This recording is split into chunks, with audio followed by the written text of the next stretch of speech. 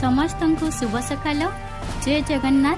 आम Odia news channel को आपनकु स्वागत। सुभद्रा को नहीं आसिला खुशी खबर। जानंतु केमिति खर्च कले मिलिबो आउ 500 टंका बोनस। सुभद्रा योजन मिलिबो 500 टंकार बोनस। शुक्रवार उपमुख्यमंत्री प्रभाती परिडा यह कहिसंती। आज गणमाध्यम को एक स्वतंत्र साक्षात्कार दे प्रभाती कहिसंती जो महिला माने सुभद्रार अर्थराशि को डिजिटल व्यय करिवे सेमानंकु एही बोनस मिलिबो। सुभद्रा योजना को प्रधानमंत्री लॉन्च करिबा परे बैंक सामने खूब भीड़ देखा मिली। डिजिटाली खर्च कले आउ 500 टंका बोनस हिसाब से मिलिबो। नवेम्बर 8 पर्यंत सीएम किसान पंजीकरण। नुआ हिताधिकारी करिपारिबे आवेदन। एबे मध्य सीएम किसान योजना रे जोड़ी पारिबे चासी। नूतन हिताधिकारी माने सीएम किसान पोर्टाल रे पंजीकरण करिपारिबे। पंजीकरण अवधि नवेम्बर 8 तारिख पर्यंत रखा जाइछि। एही योजना माध्यम रे चासी भौणी और भाई माने 2000 टंका लेखाएं दुईटी किस्ती रे वार्षिक 4000 टंकार आर्थिक सहायता पाई पारिबे बोली संसदीय व्यापार मंत्री डॉक्टर मुकेश महालिंग सूचना दैछंती। आयकर विभाग रे चाकरी पाइबा पाई उत्तम सुयोग। दरमा 56,000 रु अधिक। तामिलनाडु एवं पुडुचेरी अंचल पाई आयकर विभाग एक बड़ नियुक्ति सुजोग प्रदान करिछि। जदि आपण एक सरकारी चाकरी खोजुछंती तेबे एहा आपणक पाई एक सुवर्ण सुजोग होई पारि। आग्रही प्रार्थी माने tnincometax.gov.in जाई एही पोस्ट गुड़िक पाई आवेदन करि पारिबे। ध्रुवी पटेल 2024 मिस इंडिया वर्ल्ड विजेता। अमेरिकार कंप्यूटर सूचना सिस्टम छात्री ध्रुवी पटेल को मिस इंडिया वर्ल्ड 2024 रो विजेता घोषित करा जाइछि। ध्रुवी जणे बॉलीवुड अभिनेत्री तथा यूनिसेफ राष्ट्रदूत हेबाकू इच्छा करती। न्यू जर्सी एडिशन रे मुकुट पिंधिबा परे ध्रुवी कहिसंती मिस इंडिया वर्ल्ड जितिबा एक अविश्वनीय सम्मान। फॉरेस्ट गार्ड चाकरी कराई देबा आलोरे 1.50 लाख ठकेई। शहीद नगर थाना आईआईसी पुओ कही जड़े अभियुक्त चाकरी देबा ना रे जड़े आशायी ठारू 1.50 लाख टंका ठकी नहीं।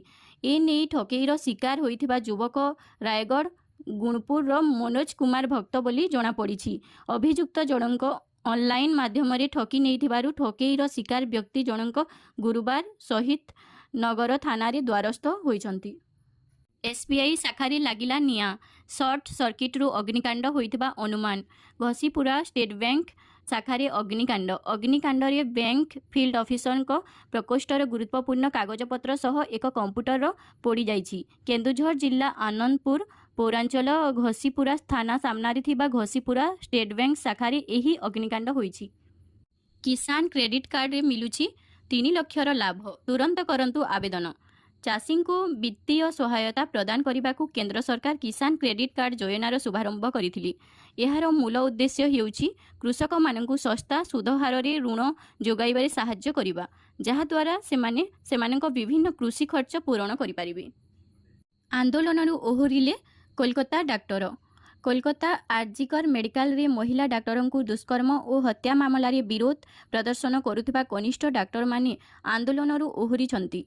प्राय 40 दिन धरी आंदोलन चलाइबा परे डाक्टर माने शुक्रवार एथिरु निवृत्त रहिबाकू निष्पत्ति नेछंती। राज्य सरकार डाक्टर को सुरक्षा दिगरे उपयुक्त पदक्षेप नेबे बोली बारंबार प्रतिश्रुति देबा परे डाक्टर माने कार्य रे जोग देबाकू स्थिर करिसंती। हेले दाबी पूरण न हेबा जाए प्रतिबाद शेष हेबो नाही बोली सेमाने चेतावनी दैछंती। सबु जिल्ला रे खोलिबो मेडिकल कॉलेज। राज्य रे बीजेपी सरकार गठन को 100 दिन पूरण अवसर रे स्वास्थ्य और परिवार कल्याण मंत्री मुकेश महालिंग राज्यर 30 जिल्ला रे गोटिए लेखाएं मेडिकल कॉलेज खोलिबो बोली सूचना दैछंती।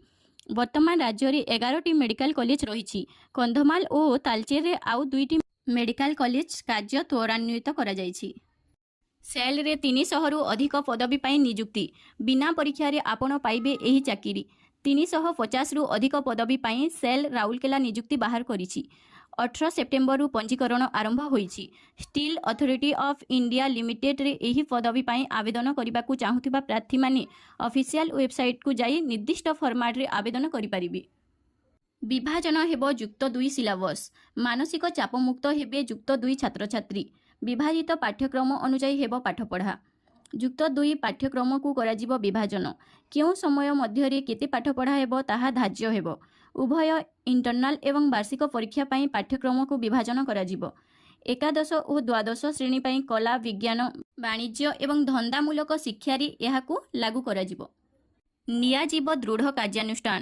ମେଜର ଓ ତାଙ୍କ ବାନ୍ଧବୀଙ୍କୁ ମାଡ଼ ଘଟଣାରେ ମୁଖ୍ୟମନ୍ତ୍ରୀଙ୍କ ପ୍ରତିକ୍ରିୟା। ଭରତପୁର ଥାନାରେ ମେଜର ଓ ତାଙ୍କ ବାନ୍ଧବୀଙ୍କୁ ଅସାଧାରଣ ଘଟଣାରେ ନିଆଯିବ ଦୃଢ଼ କାର୍ଯ୍ୟାନୁଷ୍ଠାନ, ଏହା କହିଛନ୍ତି ମୁଖ୍ୟମନ୍ତ୍ରୀ ମୋହନ ଚରଣ ମାଝୀ। ଘଟଣାର ତଦନ୍ତ କ୍ରାଇମବ୍ରାଞ୍ଚ କରୁଛି। 4 ପୋଲିସ କର୍ମଚାରୀଙ୍କୁ ନିଲମ୍ବନ କରାଯାଇ ମାମଲା ରୁଜୁ କରାଯାଇଛି। ସରକାରଙ୍କ ପକ୍ଷରୁ ଦୃଢ଼ କାର୍ଯ୍ୟାନୁଷ୍ଠାନ ନିଆଯିବ। ଅକ୍ଟୋବର ଆରମ୍ଭରୁ ସ୍କୁଲରେ ଦଶହରା ଛୁଟି ଘୋଷଣା। ଜାଣନ୍ତୁ କେବେ ଖୋଲିବ ସ୍କୁଲ। ଆଗକୁ ଆସୁଛି ପାର୍ବଣର ମହାସମ୍ଭାର। ଅଶ୍ୱିନ ମାସରେ ଧରାବତରଣ କରିବାକୁ ଯାଇଛନ୍ତି ଜଗତ ଜନନୀ ମା ଦୁର୍ଗା। ଏଥିପାଇଁ ରାଜ୍ୟର ସମସ୍ତ ସ୍କୁଲରେ ଛୁଟି ଘୋଷଣା ହୋଇଯାଇଛି। ଆସନ୍ତା ଅକ୍ଟୋବର ମାସ 1 ତାରିଖରୁ ସ୍କୁଲରେ ଛୁଟି ପାଇଁ ଘୋଷଣା ହୋଇଛି। ଲଗାତାର 15 ଦିନ ପାଇଁ ଏହି ଛୁଟି ଉପଭୋଗ କରିପାରିବେ ସ୍କୁଲର ଛାତ୍ରଛାତ୍ରୀ। ଜଗନ୍ନାଥଙ୍କ ପ୍ରତିମୂର୍ତ୍ତି କିଣିଲେ ପ୍ରଧାନମନ୍ତ୍ରୀ। ଜଗନ୍ନାଥ ଭକ୍ତିର ଆଉ ଏକ ନିଦର୍ଶନ ଦେଇଛନ୍ତି ପ୍ରଧାନମନ୍ତ୍ରୀ ନରେନ୍ଦ୍ର ମୋଦି। ମହାରାଷ୍ଟ୍ର ୱାର୍ଦ୍ଧାରେ ଏକ କାର୍ଯ୍ୟକ୍ରମରେ ଯୋଗଦେବା ଅବସରରେ ମୋଦିଙ୍କୁ ଜଗନ୍ନାଥ, ବଳଭଦ୍ର ଓ ସୁଭଦ୍ରାଙ୍କ ଏକ ପ୍ରତିମା କିଣିଥିଲି। ୱାର୍ଦ୍ଧାରେ ପିଏମ୍ ବିଶ୍ୱକର୍ମା ପ୍ରଦର୍ଶନୀ ପରିଦର୍ଶନ କରିଥିଲେ ମୋଦି। ଏହି ସମୟରେ ଏକ ଷ୍ଟଲରେ ଜଗନ୍ନାଥ ପ୍ରତିମୂର୍ତ୍ତି ଥିବା ଦେଖିଥିଲି। ନିଟ୍ ୟୁଜି ପ୍ରଶ୍ନପତ୍ର ଲିକ୍ ମାମଲା। ଦ୍ୱିତୀୟ ଚାର୍ଜସିଟ୍ ଦାଖଲ କଲା ସିବିଆଇ। ହଜାରିବାଗ ସ୍କୁଲର ପ୍ରିନ୍ସିପାଲ ଓ ଭାଇସ୍ ପ୍ରିନ୍ସିପାଲଙ୍କ ନାଁ ସାମିଲ। ନିଟ୍ ୟୁଜି 2024 ପ୍ରଶ୍ନପତ୍ର ଲିକ୍ ମାମଲାରେ ଦ୍ୱିତୀୟ ଚାର୍ଜସିଟ୍ ଦାଖଲ କରିଛି ସିବିଆଇ।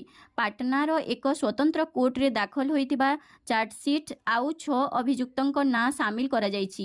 ବିଭିନ୍ନ ଆଇପିସି ଧାରା ସହ ଏହି ଚାର୍ଜସିଟ୍ ଦାଖଲ କରିଛି ସିବିଆଇ। ବିଜେପିର ବଡ଼ ଘୋଷଣା।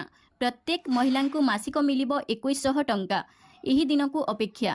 ସୁଭଦ୍ରା ଯୋଜନା ଅଧୀନରେ ଓଡ଼ିଶାର ମହିଳା ହିତାଧିକାରୀମାନଙ୍କୁ ଟଙ୍କା ଯୋଗାଇ ଦେଇଛନ୍ତି ପ୍ରଧାନମନ୍ତ୍ରୀ ନରେନ୍ଦ୍ର ମୋଦି। ଏହା ବ୍ୟତୀତ ଆହୁରି ସରକାର ସାଧାରଣ ଜନତାଙ୍କ ବିକାଶ ଏବଂ ସୁବିଧା ପାଇଁ ବିଭିନ୍ନ ଯୋଜନା ଜାରି ରଖିଛନ୍ତି। ତେବେ ବର୍ତ୍ତମାନ ସରକାରଙ୍କ ତରଫରୁ ଆଉ ଏକ ବଡ଼ ଘୋଷଣା କରାଯାଇଛି।